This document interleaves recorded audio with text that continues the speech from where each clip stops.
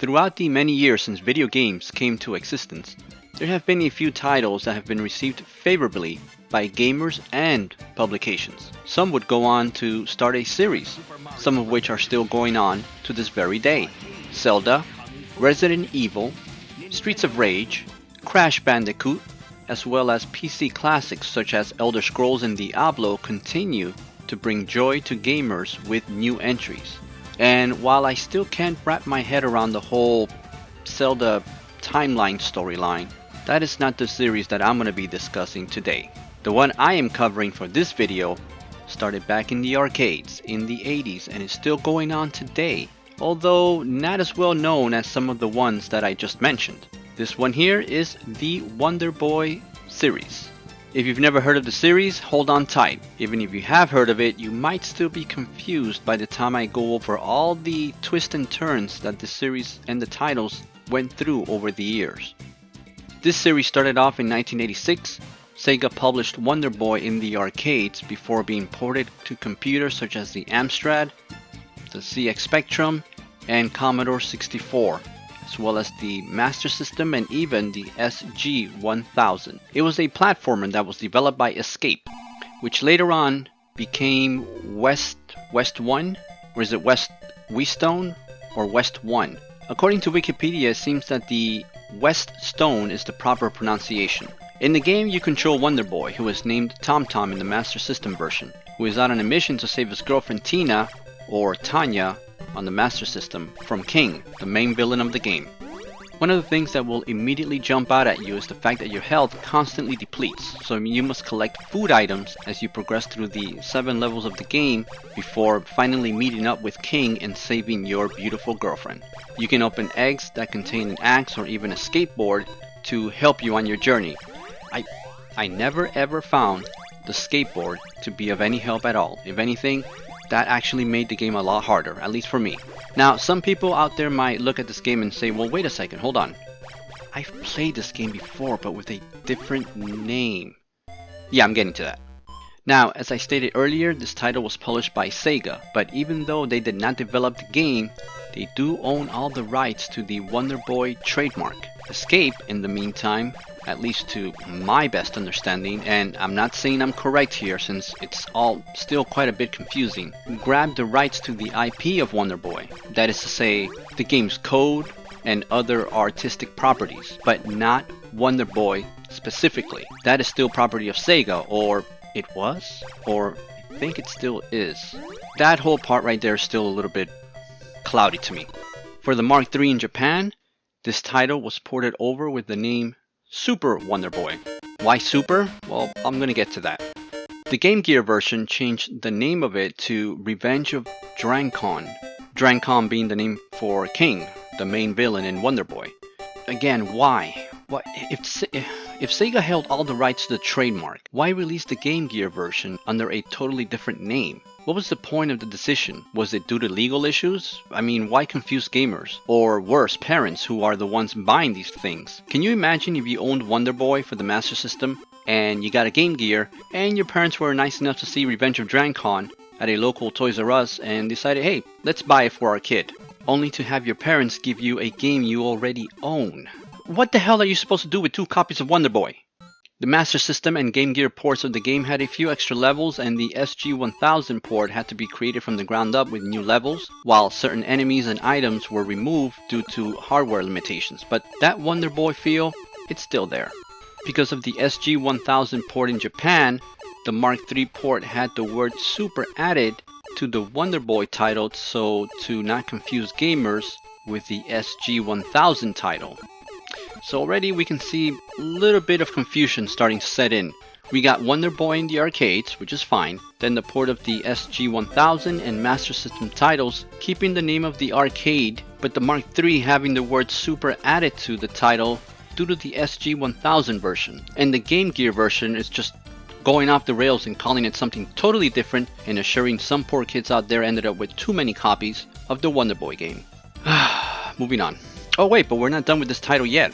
Westone sold the rights to their Wonder Boy IP to Hudson, but this was done after they had given away the rights to the Wonder Boy trademark to Sega. So Hudson could port over the Wonder Boy game to other consoles, but not use the Wonder Boy name or his likeness in other games to avoid legal issues with Sega, and thus Adventure Island for the Nintendo consoles was born. This offshoot of the Wonder Boy game series went to start its own series that spans 14 titles across many platforms and even mobile devices as of 2023.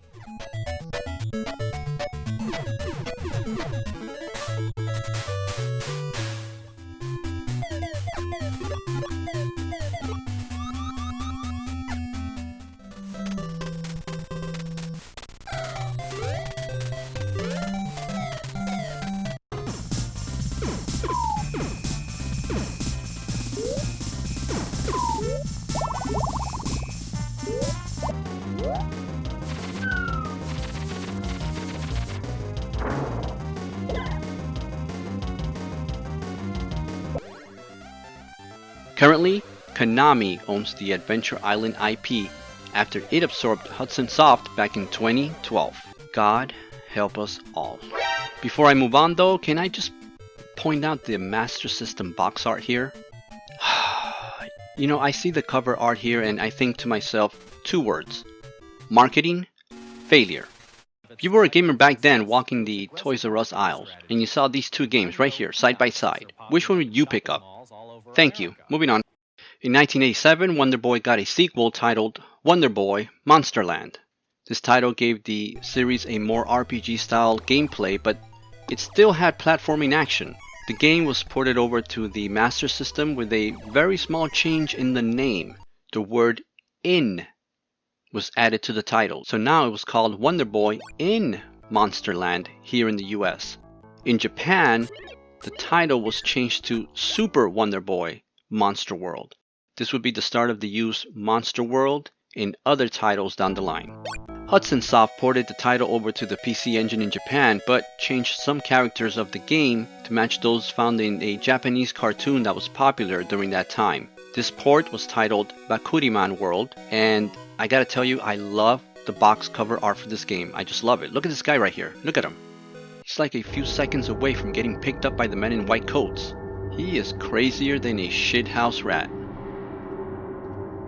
Even the Famicom got a port of this game. West 1 developed the title under the name Sayuki World, changing the characters in the game to match that of the ones from the famous Chinese novel Journey to the West. This game never saw a release outside of Japan, but guess what? Its sequel? It did. We actually got it in the US, but under a different name called Wampum. Oh boy. You know, on behalf of myself here in Gaming Quarterly, I apologize to every single Native American out there that may be watching this video right now, and all I can say is, wow. But the game is actually not bad. Now let me quickly just point out here that all these Famicom and NES ports of the game were published by Jaleco, so go blame them. Over in Brazil, the title had its characters changed to match those of a famous comic by the name of Monica and Friends. The title loosely translates to Monica in the Dragon's Castle. This title was released for the Master System. Now for the next title in the series, it gets a little bit more complicated. So if you haven't taken any aspirin by now, good. That means my explanation on the series is making things easier to understand. Meanwhile, as I make this video, I've gone through 4 aspirins by now, so you're welcome. So for the next entry, we got 2 titles with the Wonder Boy 3 name. That's correct, you heard me right, yep. 2 Wonder Boy 3 games. Why? Now, West 1, according to some reports I read online, was developing both these titles very close to one another. Yet it was Sega's decision to keep the Wonder Boy 3 name on both titles, cause Sega! Yeah. First we got Wonder Boy 3 Monster Lair for the arcades in 1988, and this would be the last Wonder Boy arcade entry in the series. Now this one here is a little bit odd, it's a little bit weird, it's not a bad game, not at all, just different. And by different I mean odd. And by odd I mean, you know what, let's take a quick look here. It had the look of a Wonder Boy game, sure, but it had auto-scrolling and it played just like any other side-scrolling shooter of that time. This was a huge deviation from the rest of the series. It was basically a side shooter at that point, plain and simple. Now I remember playing another famous franchise a few years back that tried to incorporate a shooter type gameplay mechanic to their game. What game was that? All I remember is that it didn't do very well, and still not seen as a popular entry in that franchise, but I digress. Wonder Boy 3 Monster Lair was ported over to the TurboGrafx 16 CD, but I remember seeing this game advertised and seeing pictures of it and saying to myself, well, hold on a second, this is what the CD technology was being used on? So I never played the title back in the day during its initial run. Dad and my parents would have never bought me a CD add-on due to its insane pricing. Plus I never saw the arcade game in any of the arcade spots that I frequented, so I had no real reference to it other than some photos. I actually looked up to see how much a CD add-on would be if adjusted for inflation in 2023, and as of April of this year, it comes out to $952. That's really expensive for an add-on to a system that was not very well marketed in the US. In Japan, the title was not changed, but when it was released in the US, West One had to drop the Wonder Boy in the title and went only with the name Monster Lair. Meanwhile, on the other side of the aisle, Wonder Boy 3 The Dragon's Trap was the first title in the series that was created specifically for the console side. It was developed for the Master System in 1989. Now, notice how I said Master System, not the Mark III, which was the Japanese Master System counterpart. Initially, this title didn't get a Japanese port at all, at least not using the Wonder Boy name. In Europe, it was released as Wonder Boy The Dragon's Trap, dropping the number 3 from the title. Hudson Soft brought the title to the US under the name Dragon's Curse for the TurboGrafx 16, since they couldn't use the Wonder Boy name or have any tie to the other part of the title, Dragon's Trap. By the way, if you ever play this game, the music on this port, it's awesome, I love it.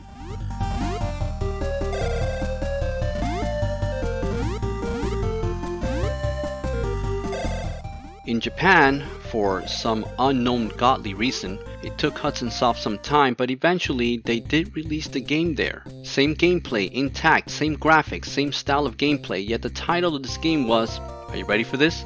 Adventure Island. Not to be confused with the original Adventure Island for the Famicom. That was a sprite swap of the original Wonder Boy arcade. Or better yet, the new Adventure Island title that Hudson would release on that console as well, which at that point would be a 16-bit upgrade of a NES game that was a sprite swap of the original Wonder Boy game. I need more aspirins. Excuse me.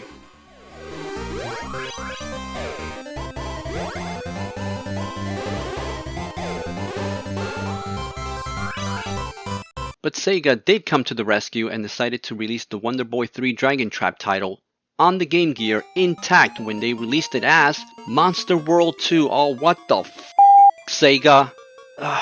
Yeah, you heard me right. Sega reprogrammed the game for the Game Gear, entitled it Monster World 2. No Wonder Boy in the title. The actual name that they own, that they hold the right as a trademark, they decided not to use. You know what? Forget aspirins, I need something much stronger. Now, here's the funny part. If you take a Dragon's Trap Master System cartridge or ROM and you play it on a Japanese Mark III console or use the Japanese region setting on an emulator, the title screen shows it as Monster World 2, meaning that at some point in time this game was initially meant to be launched for the Mark III as Monster World 2 before it got ported to the Game Gear. The Game Gear. Meanwhile, in Brazil, this game had its character sprite swapped with characters from the Monica comic, again, and retitled, and excuse my broken translation here, Monica Going to the Rescue. This would be the second Monica-oriented game to be released in that market. So let's do a quick recap here before I move on to the next title in the series.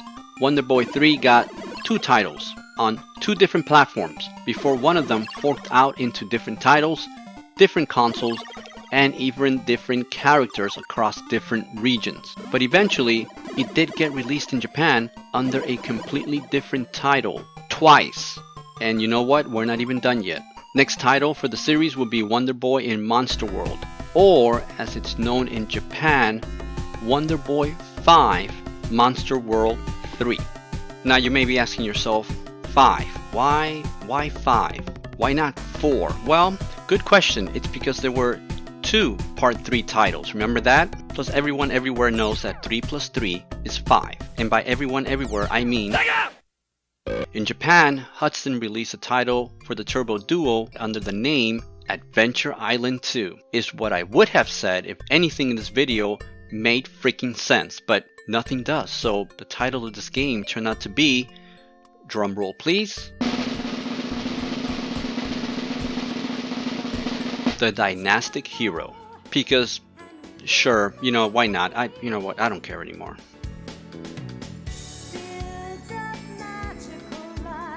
This port had the main character changed to look like Mega Man, crossed with a blue insect-themed armor. I'm not sure what they were going for here. Some enemies got slightly altered a bit pixel-wise, but other than that, the game stays pretty much the same. Plus, they added some anime-style cutscenes is the best way I can describe it, but they're not fully animated. The power of the CD format is not here. It's not here. Not even parallax scrolling. Nothing. Nope.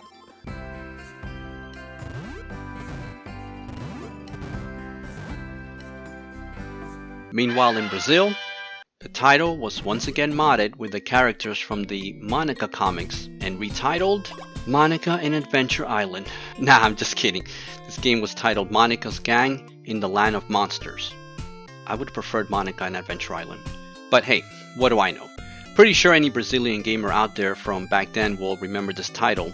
Funny thing is that Sega also marketed the original Wonder Boy games there at the same time that they were marketing the modded versions for the Brazilian market. So if, I don't know, I guess for some reason you hated the Monica character but still wanted to enjoy the Wonder Boy adventures, well, you could. It's just strange thinking about it. Now on to the next title in the series, Monster World 4. Yep, you heard me right. No, there's no issues with audio. There's no Wonder Boy in Monster World 4, just Monster World. And the number 4. Makes sense since now you play as a girl named Asha in an Arabian themed world. Wait, what? I'm glad they didn't change the name of this game to something like Asha in Monster World, because that would have been so freaking confusing. Thank you, Sega or whoever the hell were making these decisions for the marketing team. This title, which was released in 1994, actually stayed in Japan, never got released anywhere else in the world because I think at that point Sega just ran out of ideas of what strange titles to come up with. This title is actually not bad and didn't get ported to the West until 2008, but still in Japanese, because that makes perfect sense in the world of Wonder Boy. Sure, why not? It actually didn't get a full translation to English until 2012 on the Virtual Console. Thank you. After that title, the Wonder Boy series would go on a hiatus for a full 22 years before a Wonder Boy remake would pop up on PS4 and the Switch. Then in 2017, Lizard Cube released what I feel to be one of the greatest remakes in the history of gaming.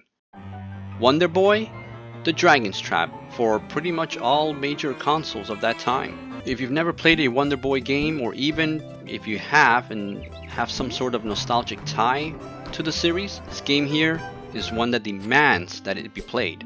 It is easily one of my favorite games that I play on my daughter's Switch system from time to time, even after beating it.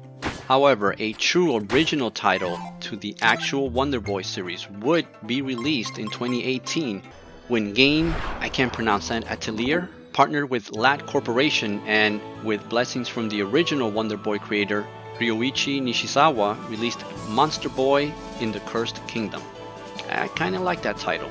It used hand-drawn style animation and a Metroidvania explorational style gameplay to bring the Wonder Boy universe to a new modern audience, yet it still had plenty of visual nods to the original titles. I'm not sure why they went with a mix of both titles, since they used the Wonder Boy and Monster World names and kinda combined both. Maybe it was to satisfy both parties, since Sega and LAT Corporation own pieces of the series. Some folks online say it could have been done only to keep Sega out of the loop for future possibilities with the name and franchise, since at this point it doesn't look like Sega will be using the Wonder Boy trademark at all. Some even say they no longer own the right. it gets more complicated when dealing with legalities, and you know what, I have no wish to pursue this beyond the actual gaming content because I'm out of aspirins. Regardless of who owns what, play the Dragon's Trap remake and the new Monster Boy game. They are both exceptionally well-made games, who clearly had developers that have a love for the original games and their history when they were developed, and it shows in every aspect of the games. As a matter of fact, go and try out the many games of this series.